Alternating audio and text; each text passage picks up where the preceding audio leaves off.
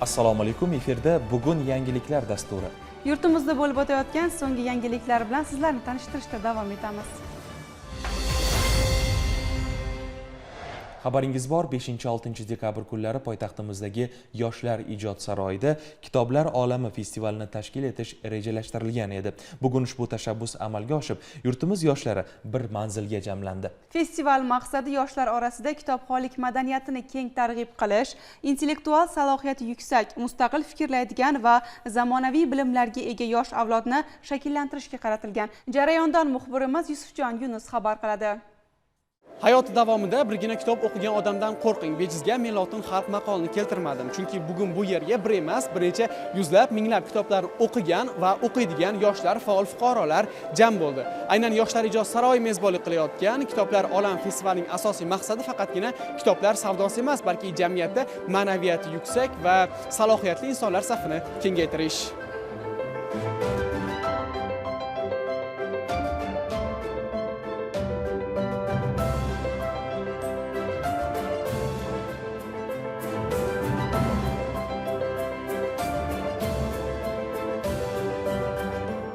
Ko'rishingiz mumkin, pavilyon kitobxonlar bilan gavjum va bu yerda tashkil qilingan bo'laklarda har bitta nashriyot o'zining eng so'nggi kitoblarini aynan kitob o'quvchilarga va yoshlarga chegirma narxlarda xarid qilish imkonini yaratmoqdalar. Biz esa hozir bu yerda xarid qilayotgan, umuman olganda festivalga kelgan yoshlarning bir nechtasini savolga tutishga harakat qilamiz. Assalomu alaykum. Ayni vaqtda festival haqida qanaqa fikrlaringiz bor? Festival juda ham ko'tarinki ruhda bo'lib o'tyapti. Ko'plab universitetlardan talabalar tashrif buyurishgan, o'zlariga yoqqan kitoblarni xarid qilishmoqda va ko'plab viktorinalar, so'rovnomalarda ishtirok etib, yutuqlarni qo'lga kiritishmoqda. Qaysi nashriyot bugungi kunda eng ustun, bugungi kunda eng yuqori reytingga ega ekanligini ko'rib, o'zlari o'z ko'zi bilan ko'rmoqda. Chunki raqobat bor joyda har doim o'sish bo'ladi.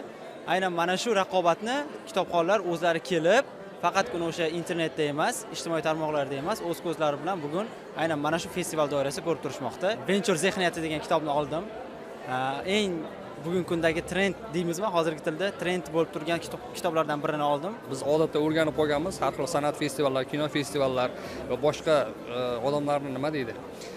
Ko'ngilochar festivallarga o'rganib qolganmiz. Bu endi albatta kitobxonlik festivali bizning intellektimizga, aqliy salohiyatimizga, millatimiz geni fondini yana ham sifatli bir yaxshi insonlar ko'payishiga menimcha sababchi bo'ladi. Bu tadbirda yoshlarimiz juda ko'pligi meni juda xursand qildi. Biz yoshlar kitobxonlik, ya'ni mutolaani qadriyatga aylantirishimiz kerak. Ya'ni bu odatga aylantirishimiz kerak. Buyuk jadidlarimiz, ma'rifatparvar bobolarimiz singari biz ham ilm yo'lida va xalqni ma'rifatli qilish yo'lida bel bog'lashimiz kerak deb o'ylayman. Festival davomida ko'plab insonlar, ya'ni adabiyot vakillari bilan uchrashish imkoniyatini qo'lga kiritdik va turli xil adabiyotimiz namunalari, nodir asarlar bilan tanishib chiqdik va biz uchun bu ish yoshlarimiz uchun dasturi amal bo'lib xizmat qiladi desam mubolag'a bo'lmaydi. E'tiborimizni tortgani bu yerda Mitti olam nashriyoti va bu pavilyonda ham kitobxonlar bilan gavjum ekan. Assalomu alaykum. Aynan Mitti olam nashriyoti qanday kitoblarni shu vaqtga qadar nashr qilib kelmoqda va bugun nashriyotingiz tomonidan qanday kitoblar taqdim qilinmoqda?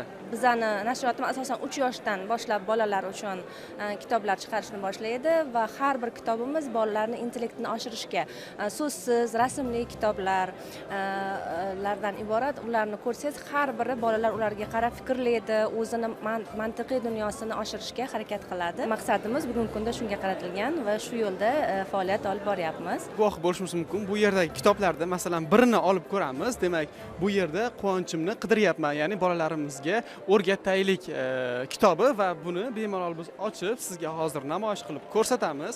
Ko'rishimiz mumkin, sahifaning birinchi betidanoq bizni o'ziga tortuvchi dizayn qarshi oladi va bu yerda, ya'ni bugungi zamon talabidan kelib chiqqan holatda faqatgina matnlar bilan emas, balki tasvir vositalaridan keng qo'llanilganligini yuqorida aytib o'tilgani kabi virtual olamdan uzoqlashtirishga harakat qiladi. Bugun Kalibr Books festivali uchun o'zlari tomonidan tarjima qilingan, dunyo tan olgan seriyasi kitoblar, yoshlarimiz uchun ilmiy ma'rifiy kitoblar, undan tashqari shaxmat kitoblari, yana ingliz tili, rus tilida terapevtik skaskalar bilan qatnashyapti. Kitob festivaliga yoqyaptimi va narxlari sizni qoniqtiryaptimi? Albatta. Hozirroqda keldik, lekin juda ham yaxshi kitoblar bor ekan. Festival juda ham yaxshi tashkil etilgan. Ko'rgazmadan boshlab bu sotiladimi desam, mana shu yerda yarmarka deb aytishdi. Demak, juda katta imkoniyat bor. Bugungi kunda dolzarb bo'lgan farzand tarbiyasiga, oilaviy munosabatlarga, umuman siyosatga doir barcha kitoblarni bu yerda topish mumkin. Festival davomida nafaqat kitoblar taqdimoti, balki badiiy chiqishlar, jonli ijro, sahna ko'rinishlari va yutuqli viktorinalar ham tashkil qilindi. Bu festivalga o'zgacha shukuh bag'ishladi. Kitoblar olami festivali yoshlarning yangi g'oyalar sari intilishi, ma'naviy dunyosini boyitish yo'lidagi yana bir muhim tashabbusdir. Tadbir kitobning jamiyatdagi ahamiyatini yana bir bor ko'rsatdi deyish mumkin. Yusufjon Yunus, Nig'mat Mirzayev bugun dastur uchun.